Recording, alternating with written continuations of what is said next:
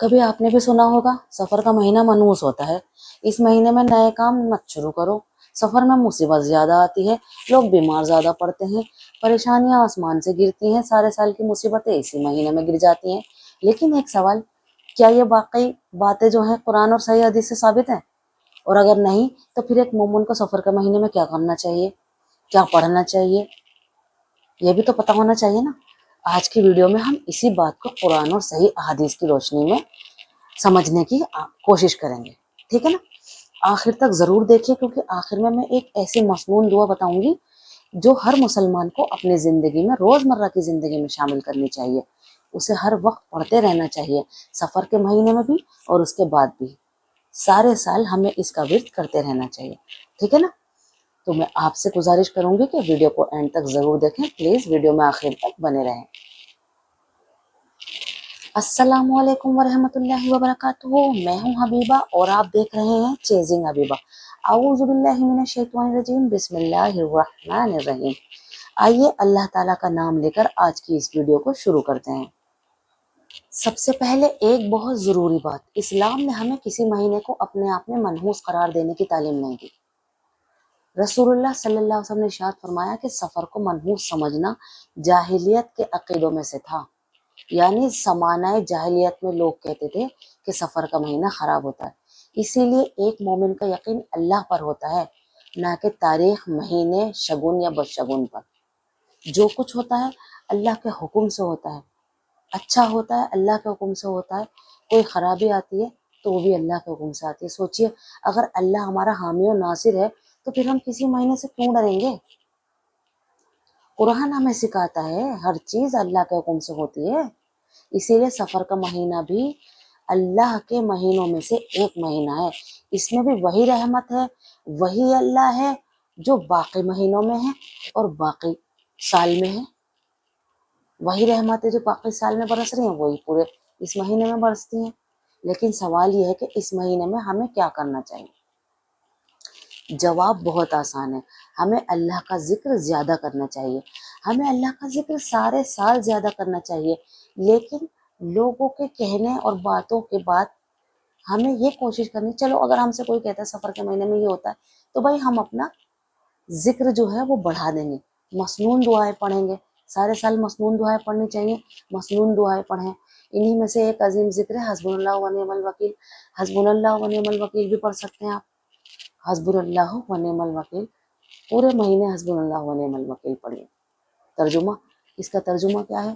اس کا ترجمہ ہے کہ اللہ ہمیں کافی ہے اور وہی بہترین کارساز ہے، کہ اللہ کے کرنے سے سب کچھ ہوتا ہے، اللہ کا غیر، اللہ کے بغیر کچھ نہیں کر سکتا۔ یہ وہ الفاظ ہیں جو حضرت ابراہیم علیہ السلام نے اس وقت پڑھے جب انہیں آگ میں پھینکا جا رہا تھا، اور اللہ نے اس آگ کو ٹھنڈا اور سلامتی والا بنا دیا۔ اللہ کے حکم سے وہ آگ جو ہے سلامتی والی بن گئی۔ انہوں نے یہ الفاظ کہے، آگ ان کے لیے ٹھنڈی ہو گئی۔ جس رب نے آگ کو ٹھنڈا کر دیا کلمات پڑھنے سے، کیا وہ آپ کی پریشانی دور نہیں کر سکتا؟ اسی لیے جب بھی دل گھبرائے، جب بھی کوئی مشکل سامنے آئے، اللہ تعالیٰ کا بہترین ورد ہے یہ، اللہ کا بتایا ہوا ذکر ہے، یا سفر کے مہینے کے بارے میں لوگ ڈرانے والی باتیں کریں تو آپ کو کیا کرنا ہے؟ اپنا یقین جو ہے اللہ پر رکھیے اور دل سے کہیے کہ حسبنا اللہ و نعم الوکیل، حسبنا اللہ و نعم الوکیل۔ ساتھ ہی استغفار کی کثرت بڑھا دیجیے، استغفار کریے۔ رسول اللہ صلی اللہ علیہ وسلم خود بھی روزانہ کتنی کثرت سے استغفار کرتے تھے۔ اللہ کے نبی سے ثابت ہے کہ آپ 70 مرتبہ، ایک حدیث میں آپ نے 70 مرتبہ کا ذکر آیا ہے، ایک حدیث میں 100 مرتبہ کا ذکر آیا ہے۔ استغفار جو ہے نا دل کو سکون دیتا ہے، گناہوں کی معافی کا ذریعہ بنتا ہے، اور بندہ جو ہے نا اللہ کے اور زیادہ قریب ہو جاتا ہے۔ استغفار پڑھنے سے ہم اللہ کے قریب ہو جاتے ہیں۔ اور ایک ذکر ہے لا حول ولا قوت الا باللہ، یہ فرشتوں کی تسبیح ہے۔ اس کا مطلب ہے گناہوں سے بچنے اور نیک کام کرنے کی طاقت صرف اللہ ہی دیتا ہے۔ لا حول ولا قوت الا باللہ کا مطلب ہے، حدیث میں اس ذکر کو جنت کے خزانوں میں سے ایک خزانہ بتایا گیا ہے۔ ایک حدیث میں آیا ہے کہ یہ جنت کے خزانوں میں سے نکال کے دیے گئے ہیں یہ کلمات۔ تو اس کو لا حول ولا قوت کو فرشتوں نے اس ٹائم پڑھا تھا جب اللہ تعالیٰ کا عرش معلیٰ ان سے اٹھ نہیں رہا تھا۔ تو سوچیے اگر اللہ خود اتنی بڑی فضیلت بتا رہا ہے تو پھر ہمیں اسے اپنی زندگی کا حصہ کیوں نہیں بنانا چاہیے؟ اور سفر کے مہینے میں چلتے پھرتے اللہ کا ایک مبارک نام آپ پڑھ سکتے ہیں، یا سلامو، یا سلامو کا ورد رکھیے۔ اللہ کے اس پاک نام کا مطلب ہے اے سلامتی عطا کرنے والے، اے سلامتی عطا کرنے والے۔ اللہ کا یہ نام خاص سلامتی حاصل کرنے کے لیے پڑھا جاتا ہے، اور آپ چاہیں تو اس کو ایک تسبیح جب تک سفر کا مہینہ چل رہا ہے روزانہ پڑھ لیجئے، روزانہ ایک تسبیح پڑھیے، یا سلام ہو یا سلام ہو، 10 منٹ لگیں گے۔ دوستو کبھی بھی کسی واٹس ایپ کی فارورڈ یا سوشل میڈیا کے میسج پر فوراً یقین مت کیجیے کہ جو کہے کہ سفر کے آخری بدھ کو یہ عمل ضرور کریں، جمعرات کے دن سفر کی جمعرات میں یہ کرو، پہلی جمعرات میں یہ کرو، آخری جمعرات میں یہ کرو، پہلا جمعہ ہے تو یہ کرو۔ صرف سفر کے مہینے میں یہ وظیفہ پڑھیں اور اتنے فائدے ہوں گے۔ آتے ہیں نا ایسے میسج، اگر اس کی دلیل قرآن اور صحیح حدیث سے نہیں ہے تو ہم اسے دین سمجھ کر کیسے شیئر کریں؟ اس کو دین سمجھ کر شیئر کرنے سے ہمیں بچنا چاہیے۔ ہمارے لیے سب سے بڑی رہنمائی اللہ کی کتاب ہے اور رسول اللہ صلی اللہ علیہ وسلم کی سنت ہے۔ لا الہ الا اللہ محمد الرسول اللہ، نہیں ہے کوئی معبود اللہ کے سوا، اور محمد صلی اللہ علیہ وسلم اللہ کے رسول ہیں۔ اس دنیا اور آخرت کی کامیابی ہے۔ آج سے نیت کیجیے کہ ہر دن کچھ وقت اللہ کے ذکر کے لیے نکالیں گے، کثرت سے استغفار کریں گے، حسبنا اللہ و نعم الوکیل کو اپنی زندگی کا حصہ بنائیں گے، اور اپنا بھروسہ صرف اللہ پہ رکھیں گے۔ یقین مانیے جب بندہ اللہ پر توکل کرتا ہے نا تو اس کے دل کا بوجھ ہلکا ہونے لگتا ہے۔ جب اللہ راضی ہو جاتا ہے تو اپنے بندے کے دل کے بوجھ کو ہلکا کر دیتا ہے۔ مصیبت کا مطلب یہ نہیں ہوتا کہ اللہ ہم سے ناراض ہے۔ اگر ہم پر کوئی مصیبت آ گئی تو اللہ ہم سے ناراض ہے، اسی وجہ سے ہم مصیبتوں میں مبتلا ہو گئے۔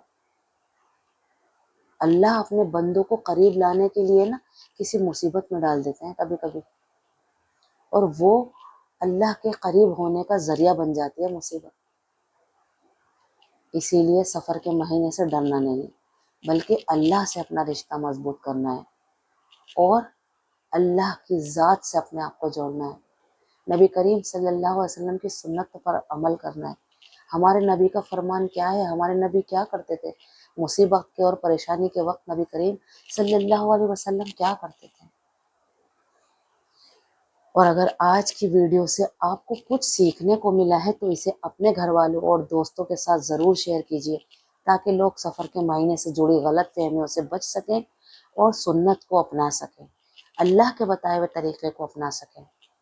اللہ تعالیٰ سے دعا ہے کہ وہ ہمیں صحیح عقیدہ، صحیح علم، اپنی اطاعت کی توفیق عطا فرمائے، آمین ثم آمین۔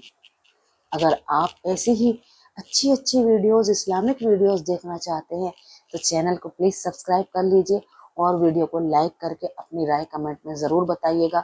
اگر میری کوئی غلطی ہوگی تو میں اسے بھی ٹھیک کرنے کی کوشش کروں گی انشاءاللہ۔ اللہ تعالیٰ کہنے سننے سے زیادہ عمل کی توفیق عطا فرمائے، آمین ثم آمین۔ ملتے ہیں پھر کسی نئے ویڈیو میں کسی نئے ٹاپک کے ساتھ، تب تک کے لیے السلام علیکم ورحمۃ اللہ وبرکاتہ۔ اللہ حافظ۔